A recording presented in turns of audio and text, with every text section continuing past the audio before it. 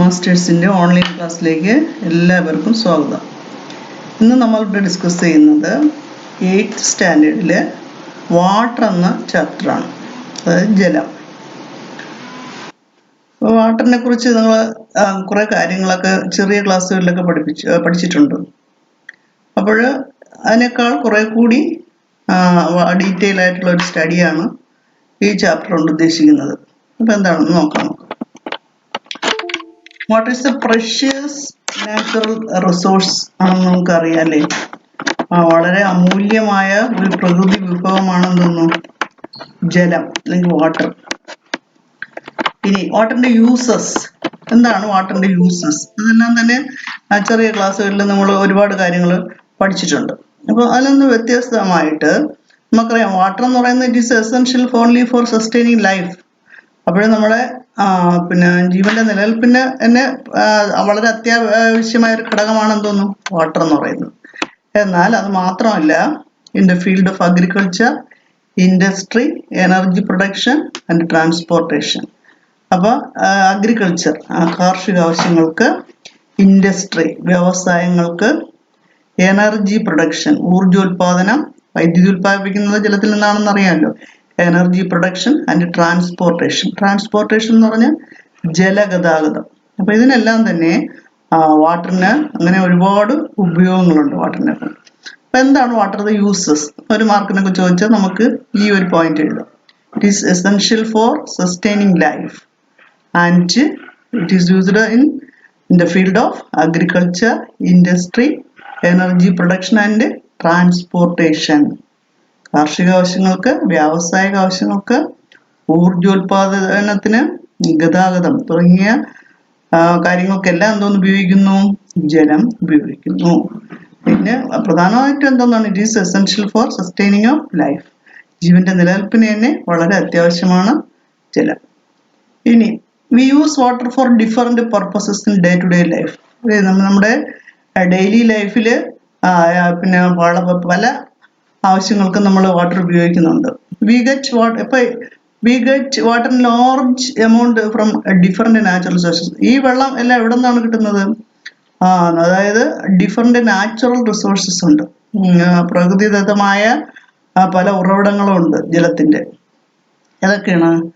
Rain water, പ്രധാനമായിട്ടും മഴവെള്ളം, പിന്നെ വെൽസ് കിണറുകളിൽ, പിന്നെ അരുവികളില്, ബാക്ക് വാട്ടേഴ്സ്, സ്ട്രീംസ് തടാകങ്ങളില്, നദികളില്, റിവേഴ്സ് ആൻഡ് ഓഷ്യൻസ് സമുദ്രം. ഇവയെല്ലാം തന്നെ വാട്ടറിന്റെ റിസോഴ്സസ് ആണ്, ജലത്തിന്റെ ഉറവിടങ്ങളാണ്.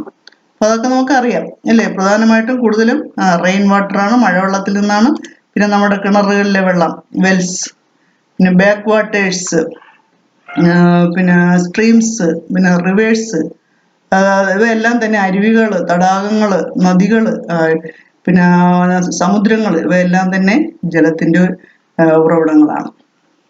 ഇനി water is A substance found in nature in all the 3 states of matter.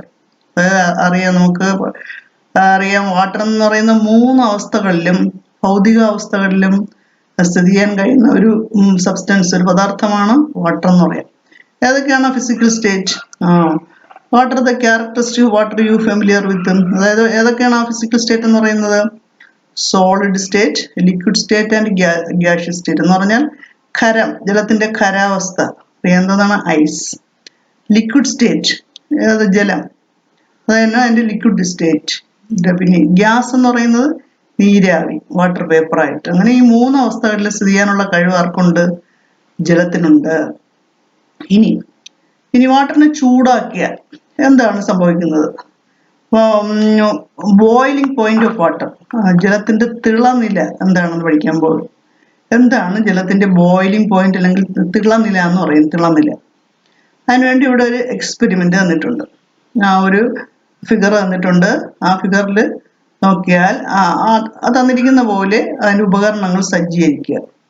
Arrange the apparatuses shown in figure. എന്നിട്ട് എന്താണ് ആ ഉപകരണം അവിടെ സജ്ജീകരിച്ചിരിക്കുന്നത് അല്ലെങ്കിൽ അവിടെ അറേഞ്ച് ചെയ്തിരിക്കുന്ന ക്രമീകരണങ്ങൾ എന്തൊക്കെയാണ്? ഒരു റൗണ്ട് ബോട്ടംഡ് ഫ്ലാസ്ക് ആണ്, ഒരു ചുവടുണ്ട ഒരു ഫ്ലാസ്ക് ആണ് നമുക്ക് ഫിഗറിൽ. എന്നിട്ട് take 3 quarters of water in A round bottomed flask. അതിന് 3/4 ഭാഗത്തോളം ജലം എടുത്തിട്ടുണ്ട്. Arrange the thermometer in such a way that it is kept immersed in water inside the flask. അതിൽ ഒരു തെർമോമീറ്റർ ഇട്ടിട്ടുണ്ട്, കണ്ടോ? ആ ഫ്ലാസ്കിന് ഒരു കോർക്ക് കൊണ്ട് അടച്ച് ആ കോർക്കിൽ കൂടി ഒരു തെർമോമീറ്റർ കടത്തി വിട്ടിട്ടുണ്ട്. അത് ഏതിൽ മുങ്ങിക്കിടക്കണം? ഫ്ലാസ്കിലെ വെള്ളത്തിൽ മുങ്ങിക്കിടക്കണം. എന്നിട്ട് എന്തിനാണ് ഈ തെർമോമീറ്റർ ഇട്ടത്? അതിൻ്റെ നമുക്ക് താപനില നോക്കാൻ വേണ്ടിയാണ്. അതായത് അതിൻ്റെ ഇനിഷ്യൽ ടെമ്പറേച്ചർ ആദ്യം നമ്മൾ അടയാളപ്പെടുത്തണം. തെർമോമീറ്ററിൽ എത്രയാണ് ആദ്യത്തെ താപനില അത് അടയാളപ്പെടുത്തുക. അതിനുശേഷം അതിനെ ഒരു സ്പിരിറ്റ് ലാമ്പ് വെച്ച് ചൂടാക്കുന്നതായിട്ട് കാണാം. നമ്മൾ ഫിഗറിൽ നോക്കിയാൽ അതിൻ്റെ അടിയിൽ ഒരു സ്പിരിറ്റ് ലാമ്പ് വെച്ച് അവിടെ ചൂടാക്കുകയാണ്. എന്തിനാണ്? Heat the water in the flask. ആ ഫ്ലാസ്കിലെ ജലത്തെ ചൂടാക്കുന്നു. അപ്പോഴോ എന്ത് ചെയ്യും? തെർമോമീറ്ററിൽ റീഡിങ് ഉയരുന്നതായിട്ട് കാണാം. അപ്പോൾ റീഡിങ് വരുമ്പോൾ നമ്മൾ ആ ടെമ്പറേച്ചർ നോക്കണം. അപ്പോഴത് ഇടവിട്ട് ആ തെർമോമീറ്ററിലെ റീഡിങ് ഉയരുന്നതായിട്ട് കാണാം. അപ്പോൾ ഓരോ സമയത്തും ടെമ്പറേച്ചർ നമ്മൾ അടയാളപ്പെടുത്തണം. ഇനി കുറേ സമയം കഴിഞ്ഞ് നമ്മൾ നോക്കിയാൽ തെർമോമീറ്ററിലെ റീഡിങ് പിന്നെ ഉയരുന്നില്ല, റിമെയിൻ കോൺസ്റ്റന്റ്, സ്ഥിരമായി നിലനിൽക്കുന്നതായിട്ട് കാണാം. നമ്മൾ എത്ര ചൂടാക്കിയാലും ആ ടെമ്പറേച്ചർ പിന്നെ അങ്ങോട്ട് ഉയരില്ല. അപ്പോൾ എന്ത് സംഭവിച്ചു? What happens to the water when temperature remains constant? അവിടെ ടെമ്പറേച്ചർ സ്ഥിരമായി നിൽക്കാനുള്ള കാരണം എന്താണ്? അങ്ങനെ ഒരു സ്ഥിരമായ ടെമ്പറേച്ചറിനെ നമ്മൾ വിളിക്കും ബോയിലിംഗ് പോയിന്റ് ഓഫ് വാട്ടർ എന്ന് വിളിക്കും. ജലത്തിൻ്റെ ബോയിലിംഗ് പോയിന്റ് എന്നാണ് അതിനെ വിളിക്കുന്നത്. അപ്പോൾ നമുക്കറിയാം ജലം എത്ര ഡിഗ്രിയിലാണ് തിളയ്ക്കുന്നത്? 100 ഡിഗ്രി സെൽഷ്യസിലാണ് ജലം തിളയ്ക്കുന്നത്. അപ്പോൾ 100 ഡിഗ്രി ആയിക്കഴിഞ്ഞ് ജലം തിളച്ചു കഴിഞ്ഞാൽ പിന്നെ എന്ത് ചെയ്യുന്നില്ല? പിന്നെ അങ്ങോട്ട് മുകളിലോട്ട് ടെമ്പറേച്ചർ ഉയരുന്നില്ല. ഈ 100 ഡിഗ്രി സെൽഷ്യസിനെയാണ് നമ്മൾ എന്ത് പറയുന്നത്? ബോയിലിംഗ് പോയിന്റ് ഓഫ് വാട്ടർ എന്ന് പറയുന്നത്. അപ്പം ജലത്തിൻ്റെ തിളനില എന്ന് പറയുന്നത്. അപ്പം എന്താണ് അങ്ങനെ നമുക്ക് ഡിഫൈൻ ചെയ്യാം? Define boiling point of water. വാട്ടറിന്റെ ബോയിലിംഗ് പോയിന്റിനെ എങ്ങനെ ഡിഫൈൻ ചെയ്യാം? The temperature at which a liquid boils at normal atmospheric pressure is called its boiling point. അതായത് സാധാരണ അന്തരീക്ഷ മർദ്ദത്തില് ജലം തിളയ്ക്കുന്ന ഊഷ്മാവിനെ അല്ലെങ്കിൽ താപനിലയാണ് എന്തെന്ന് പറയുന്നത്? അതിൻ്റെ തിളനില എന്ന് പറയുന്നത്. Temperature at which a liquid, ജലം അല്ലെങ്കിൽ ഏത് ലിക്വിഡ് ആവട്ടെ, ആ liquid boils at normal atmospheric pressure എന്ന് പറഞ്ഞാൽ സാധാരണ അന്തരീക്ഷ മർദ്ദത്തിൽ ഒരു ദ്രാവകം തിളയ്ക്കുന്ന താപനിലയാണ് എന്തെന്ന് പറയുന്നത്? അതിൻ്റെ തിളനില എന്ന് പറയുന്നത്. മനസ്സിലായല്ലോ? അപ്പം the boiling point of water is 100 degree C. ജലത്തിൻ്റെ തിളനില എത്രയെന്ന് ചോദിച്ചാൽ 100 ഡിഗ്രി സെൽഷ്യസ് ആണ് ജലത്തിൻ്റെ തിളനില. അപ്പോൾ അതിനു വേണ്ടിയാണ് ഈ സജ്ജീകരണങ്ങളെല്ലാം നമ്മൾ ചെയ്തത്, ജലത്തിൻ്റെ തിളനില. അപ്പം നമ്മൾ ഈ എക്സ്പെരിമെന്റ് ചെയ്തപ്പോൾ എന്ത് മനസ്സിലാക്കി? 100 ഡിഗ്രി കഴിഞ്ഞിട്ട് എന്ത് ചെയ്യുന്നില്ല? ടെമ്പറേച്ചർ ഉയരുന്നില്ല. അപ്പോൾ ടെമ്പറേച്ചർ റിമെയിൻസ് കോൺസ്റ്റന്റ്, സ്ഥിരമായി നിൽക്കുകയാണ്. അപ്പം എന്താണ് അതിന് കാരണം എന്നാണ് അടുത്ത് പറയാൻ പോകുന്നത്. ഒരിക്കൽ വെള്ളം തിളച്ചു കഴിഞ്ഞാൽ, ഓൺസ് ബോയിലിംഗ് സ്റ്റാർട്ട്സ്, തിളയ്ക്കാൻ ആരംഭിച്ചു കഴിഞ്ഞാൽ, why does the temperature not rise accordingly even when heat is supplied? അതായത് നമ്മൾ മനസ്സിലാക്കിയൂടെ, 100 ഡിഗ്രി കഴിഞ്ഞ് നമ്മൾ എത്ര ചൂടാക്കിയിട്ടും എന്ത് ചെയ്യുന്നില്ല? ടെമ്പറേച്ചർ ഉയരുന്നില്ല. എന്തായിരിക്കും അതിന് കാരണം? നമ്മൾ പിന്നെ കൊടുക്കുന്ന ഈ ചൂടെല്ലാം എവിടെ പോകുന്നു? നമ്മൾ വീണ്ടും ചൂടായിക്കൊണ്ടേയിരിക്കുകയാണ്. നമ്മൾ അധികം സപ്ലൈ ചെയ്ത ആ ഹീറ്റ് എത്രയും എന്ത് ചെയ്യുന്നു? അതിനെ പറ്റിയാണ് ഇനി പറയാൻ പോകുന്നത്. Is there any change in temperature if the thermometer is raised a little and kept just above the surface of water when water boils? അപ്പോൾ ജലം തിളച്ചു കഴിഞ്ഞിട്ട് പിന്നെ ടെമ്പറേച്ചറിൽ ഊഷ്മാവ് ഉയരുന്നില്ല. എന്താണ് കാരണം? The temperature will not change because all the heat supplied is utilized for the change of state. അപ്പോൾ ജലം എന്ന് പറയുന്നത് ഏത് സ്റ്റേറ്റിലുള്ള ഒരു സബ്സ്റ്റൻസ് ആണ്? ഏത് അവസ്ഥയിലുള്ള ഒരു പദാർത്ഥമാണ്? ലിക്വിഡാണ്, ദ്രാവകമാണല്ലേ. അപ്പൊ ദ്രാവകത്തിനെ നമ്മൾ ചൂടാക്കുമ്പോൾ അത് തിളച്ചു കഴിഞ്ഞാൽ പിന്നെ അത് എന്തിനുള്ള ടെൻഡൻസി കാണിക്കും? അത് അടുത്ത സ്റ്റേറ്റിലേക്ക് പോകാനുള്ള ടെൻഡൻസി കാണിക്കും. അതായത് ലിക്വിഡിന്റെ അടുത്ത സ്റ്റേറ്റ് എന്ന് പറയുന്നത് ഗ്യാസ് സ്റ്റേറ്റ്, വാതകാവസ്ഥയിലേക്ക് പോകുന്നതിനുള്ള ഒരു ടെൻഡൻസി. അപ്പൊ അതിനു വേണ്ടി ഈ നമ്മൾ കൊടുക്കുന്ന ഈ എക്സസ് ഹീറ്റ്, നമ്മൾ അധികമായി കൊടുക്കുന്ന താപം മുഴുവൻ എന്തിനു വേണ്ടി ഉപയോഗിക്കുന്നു? അവസ്ഥാ മാറ്റത്തിന് വേണ്ടി ഉപയോഗിക്കുന്നു. It is utilised four change of state. ഇത് അവസ്ഥാ മാറ്റത്തിന് വേണ്ടിയാണ് ഉപയോഗിക്കുന്നത്. Hence all the excess heat supplied will be contained in the steam at the same temperature. അതുകൊണ്ട് നമ്മൾ കൊടുക്കുന്ന അധിക താപം മുഴുവൻ ഏതിലടങ്ങിയിരിക്കും? ഈ നീരാവിയിൽ അടങ്ങിയിരിക്കും. ജലം തിളച്ചുണ്ടാകുന്ന വാട്ടർ വേപ്പർ അല്ലെങ്കിൽ സ്റ്റീം എന്ന് പറയും നീരാവിക്ക്, സ്റ്റീമിൽ അടങ്ങിയിരിക്കും. അതാണ് പറയുന്നത്. അപ്പോൾ അങ്ങനെ ഒരു ക്വസ്റ്റ്യൻ ചോദിച്ചാൽ നിങ്ങൾക്ക് എഴുതാൻ പറ്റുമോ? എന്താണ്? നമ്മൾ ജലം തിളച്ചു കഴിഞ്ഞ് പിന്നെ നമ്മൾ അധികം ടെമ്പറേച്ചർ കൊടുത്താലും അല്ലെങ്കിൽ ചൂട് തിളപ്പിച്ചാലും എന്ത് ചെയ്യുന്നു?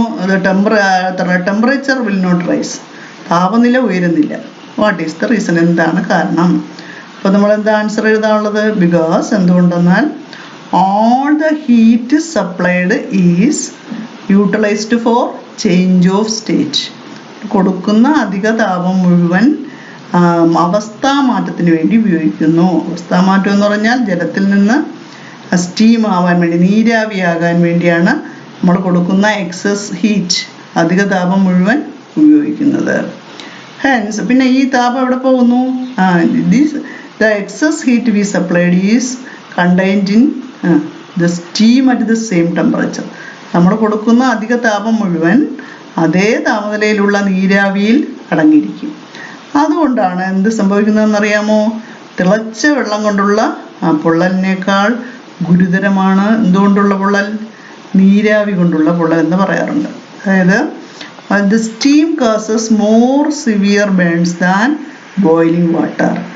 ഇപ്പോൾ ഒരേ ടെമ്പറേച്ചറിലുള്ള വെള്ളം കൊണ്ടുള്ള പൊള്ളലിനേക്കാൾ ഗുരുതരമാണ് സ്റ്റീം അല്ലെങ്കിൽ നീരാവി കൊണ്ടുള്ള പൊള്ളൽ. അങ്ങനെ ഒരു ക്വസ്റ്റ്യൻ ചോദിച്ചാലും നമ്മൾ എഴുതാനുള്ള എന്തോന്നാണ്? ആ മുകളിൽ പറഞ്ഞ ആൻസർ തന്നെയാണ്. എന്തോന്നാണ് ക്വസ്റ്റ്യൻ? എന്തോന്നാണ്? Why steam cause severe burns than boiling water at the same temperature. എന്തുകൊണ്ടാണ് ഒരേ താപനിലയിലുള്ള നീരാവി കൊണ്ടുള്ള പൊള്ളൽ എന്ന് പറയുന്നത് ജലം കൊണ്ടുള്ള പൊള്ളലിനേക്കാൾ ഗുരുതരമാണെന്ന് പറയാൻ കാരണം? അപ്പം നിങ്ങൾ എന്താ ആൻസർ എഴുതേണ്ടത്? നേരത്തെ എഴുതിയ ആൻസർ തന്നെയാണ്. എന്തോന്നാണ്? once water boils the temperature will not rise. ഒരിക്കൽ ജലം തിളച്ചു കഴിഞ്ഞാൽ പിന്നെ temperature ഉയരുന്നില്ല. because all the heat supplied is utilized for the change of state. അപ്പോൾ ആ ഹീറ്റ് മുഴുവൻ അവസ്ഥാ മാറ്റത്തിന് വേണ്ടി ഉപയോഗിക്കുന്നു. hence അതുകൊണ്ട് all the excess heat supplied, അതുകൊണ്ട് അധികം കൊടുക്കുന്ന താപം മുഴുവൻ the steam at the same temperature, അതേ താപനിലയിലുള്ള നീരാവിയിൽ അടങ്ങിയിരിക്കും. so steam cause severe burns than boiling water at the same temperature. അതുകൊണ്ട് ഒരേ താപനിലയിലുള്ള പിന്നെ നീരാവി കൊണ്ടുള്ള പൊള്ളലാണ് ജലം കൊണ്ടുള്ള പൊള്ളലിനേക്കാൾ ഗുരുതരം. മനസ്സിലായല്ലോ? അത് 1-2 പ്രാവശ്യം വായിച്ച് മനസ്സിലാക്കുക. Next, does water containing other dissolved substance also boil at 100 degrees C? Find out the heating water after adding some common salt to it. അപ്പോൾ നമ്മളിപ്പോൾ ശുദ്ധജലത്തിനെ ചൂടാക്കിയ കാര്യമാണ് മുകളിൽ പറഞ്ഞത്. ഇനി ജലത്തിൽ എന്തെങ്കിലും സബ്സ്റ്റൻസ് ലയിച്ച് ചേർന്നാൽ, ഏതെങ്കിലും ഒരു സാധനം നമ്മൾ വെള്ളത്തിൽ ലയിച്ച് ചേർത്തു, അങ്ങനെയാണെങ്കിലും വെള്ളം തിളയ്ക്കുന്നത് 100 ഡിഗ്രിയിലായിരിക്കുമോ എന്നാണ് ചോദിച്ചിരിക്കുന്നത്. അപ്പോൾ നമുക്ക് കുറച്ച് ഉപ്പ് വെള്ളത്തിൽ ലയിപ്പിച്ച് ചേർത്തിട്ട്, അതായത് കോമൺ സാൾട്ട് ജലത്തിലേക്ക് ആഡ് ചെയ്തിട്ട് നമുക്ക് ചൂടാക്കി നോക്കാം. അപ്പോഴെന്താണ് സംഭവിക്കുന്നത്? എന്തെങ്കിലും സാൾട്ട് ആഡ് ചെയ്താൽ 100 ഡിഗ്രി എത്തുന്നതിന് മുമ്പ് തന്നെ ജലം തിളയ്ക്കും. ഇനി it is easy to prepare food in pressure cookers. ഇനി പ്രഷർ കുക്കറിലെ ആഹാരം പാകം ചെയ്യുന്ന നിങ്ങൾ കണ്ടിട്ടുണ്ടല്ലോ. എന്തിനാണ് പ്രഷർ കുക്കർ ഉപയോഗിക്കുന്നത്? നമുക്ക് എളുപ്പത്തിൽ ആഹാരം പ്രിപ്പയർ ചെയ്യാൻ വേണ്ടിയാണ് നമ്മൾ പ്രഷർ കുക്കർ ഉപയോഗിക്കുന്നത്. ഇനി എന്താണ് ആ പ്രഷർ കുക്കറിനുള്ളിൽ സംഭവിക്കുന്നത്? അതായത് the boiling point of water increases with an increase in the pressure. Pressure cooker എന്ന് പറഞ്ഞാൽ അതിനകത്ത് എന്താണ്? മർദ്ദം. പ്രഷർ എന്ന് പറഞ്ഞാൽ മർദ്ദമാണ്. മർദ്ദം കൂടുതലായിരിക്കും. അപ്പോൾ ഈ ബോയിലിംഗ് പോയിന്റും മർദ്ദവും തമ്മിലുള്ള ബന്ധം എന്ന് പറയുന്നത് തിളനിലയും മർദ്ദവും തമ്മിലുള്ള ബന്ധം എന്ന് പറയുന്നത് എന്തോന്നാണ്? Boiling point of water increases with an increase in the pressure. Pressure കൂടുന്നതിനനുസരിച്ച് ബോയിലിംഗ് പോയിന്റും കൂടും. തിളനില കൂടുമെന്ന് പറഞ്ഞാൽ തിളയ്ക്കാൻ കൂടുതൽ സമയം എടുക്കുന്നതാണ് അതിൻ്റെ അർത്ഥം. The boiling point of water increases with an increase in the pressure. ഇനി എന്താണ് പ്രഷർ കുക്കറിനകത്ത് സംഭവിക്കുന്നത്? ഇൻ പ്രഷർ കുക്കർ, അതുകൊണ്ട് പ്രഷർ കുക്കറിനകത്ത് നമ്മൾ അടച്ചു വെച്ചിരുന്നാൽ അതിനകത്ത് പ്രഷർ ഹൈ ആണ്, പ്രഷർ മർദ്ദം കൂടുതലാണ്. അതുകൊണ്ട് വാട്ടർ തിളയ്ക്കാൻ 100 ഡിഗ്രിയേക്കാൾ കൂടുതൽ സമയം എടുക്കും. ആണ് boiling point increases with increase in pressure എന്ന് പറയുന്നത്. ഇപ്പൊ പ്രഷർ കുക്കറിനകത്ത് വാട്ടർ തിളയ്ക്കുന്ന ബോയിൽസ് ചെയ്യണത് 120 ഡിഗ്രിയിലാണ്, 120 ഡിഗ്രി സെൽഷ്യസിലാണ് പ്രഷർ കുക്കറിനകത്ത് ജലം തിളയ്ക്കുന്നത്. Hence high temperature exist inside the cooker. അപ്പൊ അതുകൊണ്ട് തന്നെ അതിനകത്ത് ഉയർന്ന താപനിലയും നിലനിൽക്കും. ആ കാരണം കൊണ്ടാണ് എന്ത് ചെയ്യുന്നത്, പെട്ടെന്ന് ആഹാരം നമുക്ക് പാകമായി കിട്ടുന്നത്. അപ്പൊ ഇതാണ് ഇതിനകത്ത് പ്രിൻസിപ്പിൾ എന്ന് പറയുന്നത്. അതായത് പ്രഷർ കുക്കറിനുള്ളിൽ ഈസി ആയിട്ട് ഫുഡ് പ്രിപ്പയർ ചെയ്യുന്നത് എങ്ങനെയാണെന്ന് ചോദിച്ചാൽ അത് ബോയിലിംഗ് പോയിന്റും പ്രഷറുമായിട്ടുള്ള റിലേഷനാണ്. അപ്പൊ എന്തോ നമ്മൾ ആൻസർ പറയും, why we can easy to prepare food in pressure cooker. Pressure കുക്കറിനകത്ത് എന്തുകൊണ്ടാണ് നമുക്ക് ഈസി ആയിട്ട് ഫുഡ് പ്രിപ്പയർ ചെയ്യാൻ കഴിയുന്നതെന്ന് വെച്ചാൽ എന്ത് പറയും നിങ്ങൾ? ആൻസർ എന്താണ്? The boiling point of water increases with an increase in the pressure. അതായത് വാട്ടറിന്റെ ബോയിലിംഗ് പോയിന്റ്, വാട്ടറിന്റെ തിളനില മർദ്ദം കൂടുന്നതിനനുസരിച്ച് കൂടുന്നു. ഇനി ഇൻസൈഡ് ദ പ്രഷർ കുക്കർ, ആ പ്രഷർ കുക്കറിനുള്ളില് water boils at 120 degree Celsius. അതുകൊണ്ട് പ്രഷർ കുക്കറിനകത്ത് ജലം തിളയ്ക്കുന്നത് 120 ഡിഗ്രി സിയിലാണ്. ഹെൻസ് അതുകൊണ്ട് high temperature exist inside the cooker. കുക്കറിനകത്ത് ഹൈ ടെമ്പറേച്ചർ ആയിരിക്കും, ഉയർന്ന താപനിലയായിരിക്കും. So we can easy prepare food in pressure cooker. അതുകൊണ്ട് പ്രഷർ കുക്കറിനകത്ത് നമുക്ക് ഈസി ആയിട്ട് ഫുഡ് പ്രിപ്പയർ ചെയ്യാൻ പറ്റും. മനസ്സിലായല്ലോ?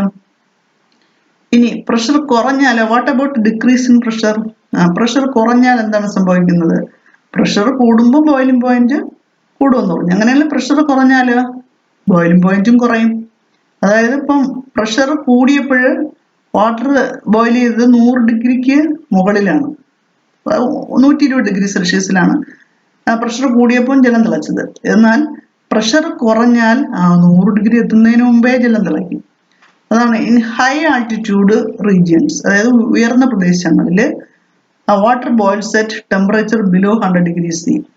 ഉയർന്ന പ്രദേശങ്ങളിൽ, പർവ്വത പ്രദേശങ്ങളിലൊക്കെ എന്ത് ചെയ്യും, ജലം 100 ഡിഗ്രി എത്തുന്നതിന് മുമ്പേ തിളയ്ക്കും. എന്തായിരിക്കും കാരണം? What do you understand from this? നിങ്ങൾ എന്താണ് മനസ്സിലാക്കിയത്? അതായത് in high altitude pressure is low, ഉയർന്ന പ്രദേശങ്ങളിൽ മർദ്ദം കുറവായിരിക്കും. അതുകൊണ്ട് വെള്ളം എന്ത് ചെയ്യും, 100 ഡിഗ്രി എത്തുന്നതിന് മുമ്പേ തിളയ്ക്കും. അപ്പൊ അങ്ങനെ ഒരു ക്വസ്റ്റ്യൻ ചോദിച്ച് എഴുതാൻ പറ്റുമോ നിങ്ങൾക്ക്? In high altitude regions water boils before 100 degree C. What is the reason? ഉയർന്ന പ്രദേശങ്ങളിൽ 100 ഡിഗ്രി എത്തുന്നതിന് മുമ്പ് വെള്ളം തിളയ്ക്കുന്നതിന് കാരണം എന്താണ്? In high altitude there is low pressure. So when pressure decreases, boiling point also decreases. So water boils before 100 degree C. അതുകൊണ്ട് ജലം 100 degree എത്തുന്നതിന് മുമ്പേ തിളയ്ക്കുന്നു.